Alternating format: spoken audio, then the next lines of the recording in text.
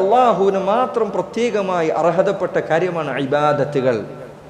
ഇബാദത്തുകൾ അള്ളാഹു അല്ലാത്തവർക്ക് ചെയ്യരുത്. വമാ ഉമിറു ഇല്ലാ ലിയഅ്ബുദുല്ലാഹ മുഖ്ലിസീന ലഹുദ്ദീൻ. അവരോട് കൽപ്പിക്കപ്പെട്ട ഒന്നാമത്തെ കൽപ്പന എന്താണ്? അള്ളാഹുവിനെ അല്ലാതെ അവർ ഇബാദത്ത് ചെയ്യാൻ പാടില്ല. ഒരു ഇബാദത്തും അള്ളാഹു അല്ലാത്തവർക്ക് നൽകരുത്. ഇബാദത്തിന് അർഹതയുണ്ടാകുക എന്നത് അള്ളാഹുവിന് മാത്രം ഏകമായ കാര്യമാണ്. അള്ളാഹനെ പങ്കുചേർക്കരുത്. അതാണ് തൗഹീദ്. أذان توحيد. يا أهل الكتاب تعالوا إلى كلمة سواء بيننا وبينكم ألا نعبد إلا الله ولا نشرك به شيئا ولا يتخذ بعضنا بعضا أربابا من دون الله. يا أهل الكتاب ويذكروا تعالوا وروا إلى كلمة سواء بيننا وبينكم. നമുക്കും നിങ്ങൾക്കുമിടയിൽ ഐക്യമുണ്ടാക്കുന്ന, നമുക്കും നിങ്ങൾക്കുമിടയിൽ നീതിപൂർവകമായ ഒരു വാക്കിലേക്ക് നിങ്ങൾ വരൂ. എന്താണ് ആ വാക്ക്? അല്ലാ നഅ്ബുദ ഇല്ലല്ലാഹ്.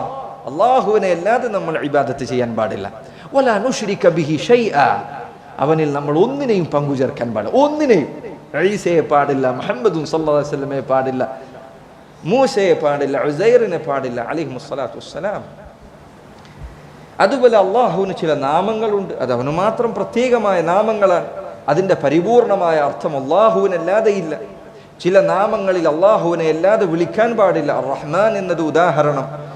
അതിൽ അള്ളാഹുവിനെ നീ ഏകനാക്കണം. ഇതാണ് തൗഹീദ്. ഇതാണ് തൗഹീദ് എന്ന് പറഞ്ഞാൽ ഇഫ്റാദുല്ലാഹ് ബിമാ യഖ്തസ്സു ബിഹി. അള്ളാഹുവിന് മാത്രം അർഹതപ്പെട്ട കാര്യങ്ങൾ, അവയിൽ നീ അള്ളാഹുവിനെ ഏകനാക്കുക. അതിലേതെങ്കിലും ഒരു കാര്യത്തിൽ അള്ളാഹുവിന് നീ പങ്കാളിയുണ്ട് എന്ന് പറഞ്ഞാൽ നീ മുശ്രിക്കാണ്.